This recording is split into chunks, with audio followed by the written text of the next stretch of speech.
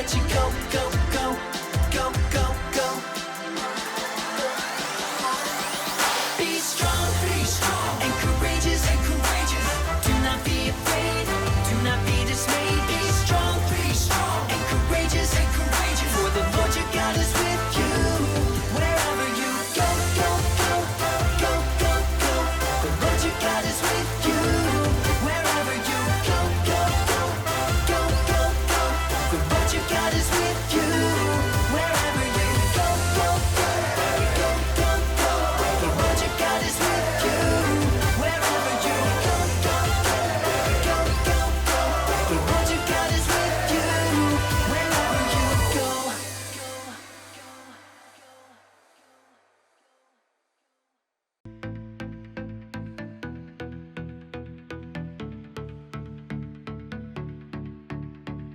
Everything you do is beautiful. Oh, all that you have made is wonderful.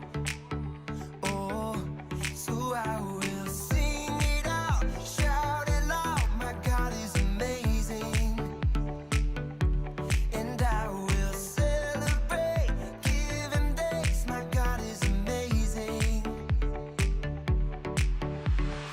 Wonderful, wonderful. In your love I'll sing and dance forever, forever. Wonderful, wonderful.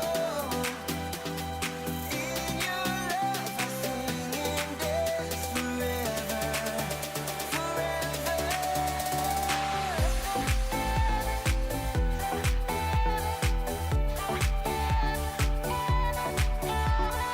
Everything you do is true and perfect. Oh, we give you all our praise, yeah, you deserve it. Oh, so I will sing it out, shout it loud. My God is amazing, and I will celebrate, give Him thanks. My God is amazing. Wonderful, wonderful. In your love I'll sing and dance forever, forever. Wonderful, wonderful. In your love I'll sing and dance forever, forever. The stars in the sky and the colors so bright, so beautiful, beautiful. And just like the sun, you made me to shine, so beautiful, forever.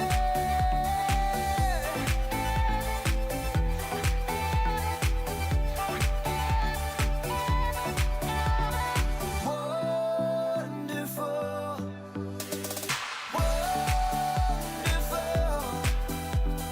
In your love I'll sing and dance forever, forever.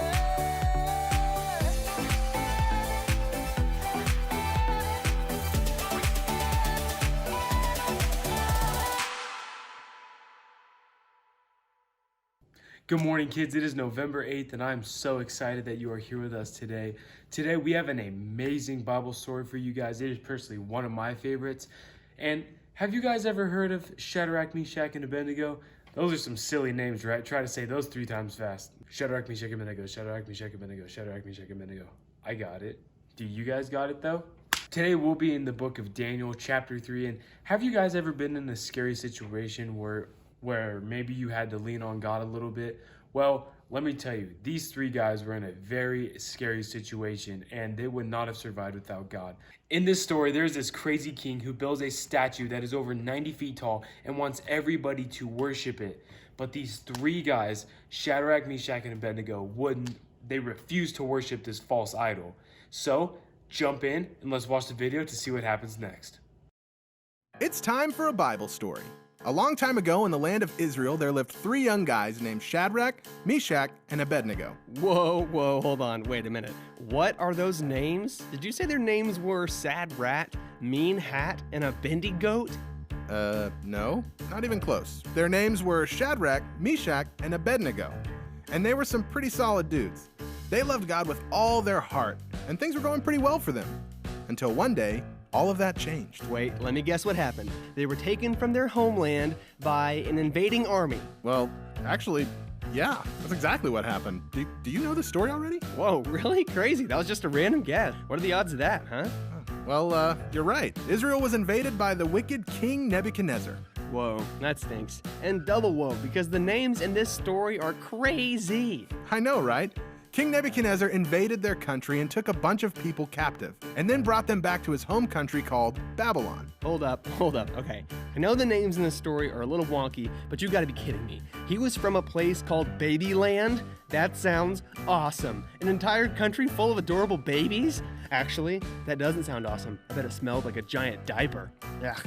No, not Babyland. It was called Babylon, and I'm sure it smelled just fine. Gotcha. So what happened when they got to Babylon? Well, they were trying to adjust to where they live now. I mean, one day they're chilling at home in Israel, and the next day they're in a totally different country. They didn't know anybody there, they don't speak the language, and on top of all that, they were forced to work as slaves. Yikes, that is pretty rough, man. I bet they were like so super scared. I mean, they're in a completely different country, they don't know anybody, they're completely on their own. Man, I would be totally freaked out. Actually, they didn't freak out. They knew God was with them, so they kept on like they had before. Every day they would pray and worship God. Hey, that's great to hear. Sounds like things could turn around, huh? Well, things did change, but not really in the way that you might expect. One day, King Nebuchadnezzar decided to have a huge statue of himself built. He wanted it to be 90 feet tall and made out of gold. Seriously, a 90-foot golden statue of himself? Man, what a waste of a statue. I'd rather have a 90-foot gold statue of something awesome, like a really fat hamster. Oh, or like a unicorn playing guitar. I agree. Those would be pretty sweet. But no, he wanted it to be of himself. And once the statue was built, he ordered people from all around to come and see it. He had musicians set up all around the statue and gave the order that when they started to play, everyone would bow down and worship him. Okay, that's a little weird. So what does this have to do with our 3 amigos exactly? Well, that's where things get interesting. Shadrach, Meshach, and Abednego were some of the people that were ordered to come and see the statue. But, as you can imagine, they weren't very interested in worshiping King Nebuchadnezzar. They only worshiped God. So what happened? Just like the king ordered, the band kicked in and everybody bowed down to the statue except for 3 people. You want to guess who? Larry, Curly, and Moe. Swing and a miss. It was actually Shadrach, Meshach, and Abednego. And as you can imagine, the king was not very happy with them disobeying his orders. But he liked Shadrach, Meshach, and Abednego, so he gave them a second chance to change their minds and worship him. The band kicked in again, everybody else bowed down, but Let me guess, they didn't bow. no siree, Bob. Yeesh, I bet he really did not like that. No, he did not. King Nebuchadnezzar was furious that they had refused to worship him, but they held firm and told the king that they would only worship the one true God. Oh boy, I bet they got punished pretty bad, huh? What'd they get, like 1,000,000 spankings? No, much worse than that. The king's guards grabbed Shadrach, Meshach, and Abednego and took them to a huge fiery furnace, a giant oven with flames blazing out all over it. Good grief, that thing is no joke. It's gotta be like 1,000,000 degrees, or like a bazillion Celsius, or like 5 Kelvin.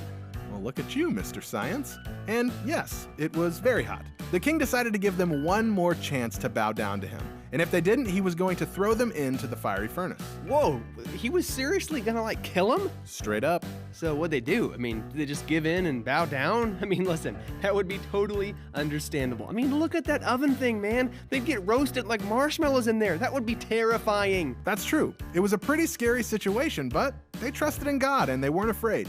They knew that God was more powerful than King Nebuchadnezzar, and if God was on their side, they didn't have to be afraid. So when the king said one last time to bow down, they refused. Uh-oh, so did he throw him in the furnace? Nope. Instead, the king ordered the furnace to be made 7 times hotter than it already was.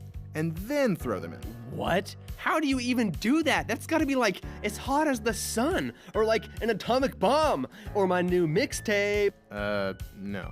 But it got so hot that when the guards opened the door, the heat was so strong that they were instantly killed. Oh, look, the guards are dead. Now's your chance. Run for it, guys. Well, there were other guards. Kind of an expendable resource back then. Oh, that's kind of sad. So another set of guards grabbed Shadrach, Meshach, and Abednego, dragged them over to the furnace, and threw them inside.